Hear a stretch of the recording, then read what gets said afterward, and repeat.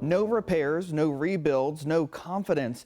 Tonight, the future of the ReBuild NC program is uncertain as more than 1,000 families in Eastern Carolina are still waiting for repairs or a new home tonight. They're staying in hotels, motels, rentals, or living with relatives. The program faces backlash, claims of mismanagement, broken promises, and some state lawmakers call it a complete failure. Interim Director Pryor Gibson now asking the state to fork over more cash to finish out the job this year. It's been a nightmare. I wish we hadn't even called them. 1,150 families across Eastern Carolina are still waiting on the ReBuild NC program to repair or construct a new home after a devastation from Hurricane Matthew in 2016 or Florence in 2018. Several reaching out to the News 12 Investigates team for answers as to why the delay. I'm at a loss with my government. It was very, I would say, disappointing. Catherine Logan lives in the Great Neck community along the Neuse River in Craven County. Storm surge was above her waist during Hurricane Florence. My garage is in a floodplain, but my house isn't. But yet I was up in the water up here. Her mobile home flooded, her belongings destroyed. Her request to rebuild, raise her new home. And I applied to have the house raised, and now they don't want to raise it. They just want to make it 3 feet, so I don't see the purpose of putting this home in at 3 feet. Catherine says she was approved for a stick-built home, one to better withstand a future storm, but had to opt for a mobile home instead after issues securing a contractor. Now, more than a month after the home was delivered, then put together, it failed inspection on January 27th. This means she's left waiting before she can move in. We're just going to be right back in the same boat when the next flood comes. There's nothing going to be no different.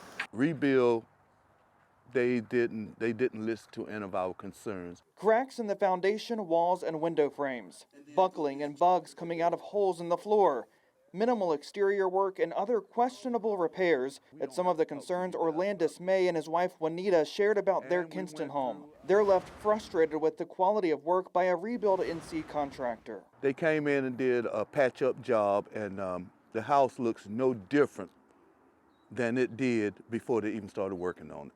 Orlandis says the home had extensive damage after Hurricane Florence and expected it to be torn down. And they're telling us that we didn't qualify for a new house or a total rebuild. We only qualify for a repair.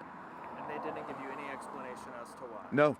No, it is terrible. So where did the money go? It's the same question from state lawmakers during a January 30th meeting on hurricane response and recovery. The citizens, the taxpayers, nor us trust Encore. ReBuild NC is under the umbrella of the North Carolina Office of Recovery and Resiliency. So far, $720 million from the federal government and $80 million from the state has fueled the program. For the 3,200 plus families that have gotten the keys to their new homes, this has been a life-changing experience when they lost everything in disaster. Former politician turned interim director Pryor Gibson says an additional $217 million from the state will cover the cost for the applicants in the process.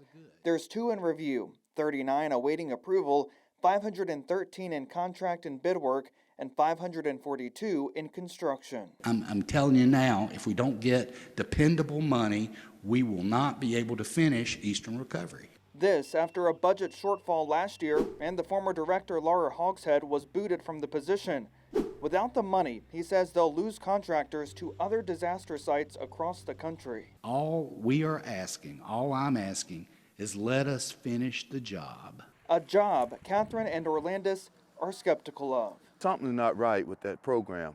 Anybody else that's in this program, you're in it for the long haul, and be prepared. We've shared the concerns from Catherine and Orlandis with the ReBuild NC team in Raleigh.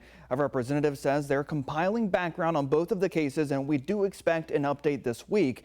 As of now, no word from lawmakers if they'll approve more money for the program. And later this month, how lawmakers in Eastern Carolina are responding and what this looks like for recovery in Western North Carolina. But first, to see our previous in-depth stories, scan this QR code here on your screen or click on the News 12 Investigates tab on our website. If you have something you want the News 12 Investigates team to look into, give us a call, text, or email us as we hold the powerful accountable.